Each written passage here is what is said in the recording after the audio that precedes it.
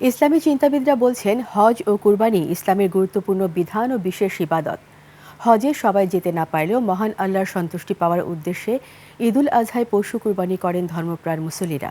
বিস্তারিত শফিকুল ইসলামের রিপোর্টে। জীবন অবাক না করলে কে করবে? 28% মিল্ক ফ্যাটের অবাক করার সাথে ফ্রেশ মিল্ক পাউডার। জীবন অবাক করুক প্রতিদিন।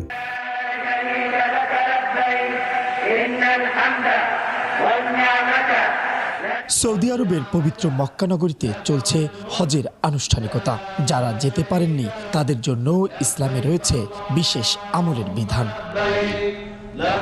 জিলহজ মাসের প্রথম তারিখ থেকে একেবারে 9 তারিখ পর্যন্ত এই 9 দিন রোজা রাখার ফজিলত অসম্ভব রকম সওয়াবের বিষয়। শুক্রবার কুরবানির মধ্য দিয়ে শেষ হবে হজ। কুরবানির সুপ্রাচীন ইতিহাস নিয়ে কথা বলেছেন এই ইসলামিক চিন্তাবিদ। তোমার সবচেয়ে প্রিয় বস্তু, সবচেয়ে পৃথিবীতে তোমার জীবনের সবচেয়ে আদরের বস্তুটি আমার জন্য কোরবান করতে হবে। কুরবানির দিনের জন্য ধর্মপ্রাণ মুসলমানদের জন্য রয়েছে নানা আমলের বিধান।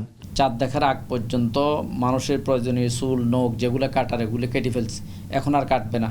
কোরবানির দিন যদি কাটে, কোরবানির দিন পশু জবাইয়ের পরে যদি এই চুল নখ ইত্যাদি প্রয়োজনীয় কাজগুলি যদি সে করে, আল্লাহ পাক তাকে পরিপূর্ণ একটি কোরবানির সওয়াব আল্লাহ পাক তাকে দান করবেন। রাসূলুল্লাহ সাল্লাল্লাহু আলাইহি ওয়াসাল্লাম হাদিসের মধ্যে এটা উল্লেখ করেছেন। পশু কোরবানির মাধ্যমে শুধু সওয়াব অর্জন নয়, পরিষ্কার পরিচ্ছন্নতার বিষয়েও লক্ষ্য রাখার তাগিদ দিয়েছেন ইসলামিক চিন্তাবিদরা। আল্লাহর নামে কোরবানি হবে, ব্যক্তির পক্ষ থেকে হবে। মোহাম্মদ শফিকুল ইসলাম, 21 টেলিভিশন, ঢাকা।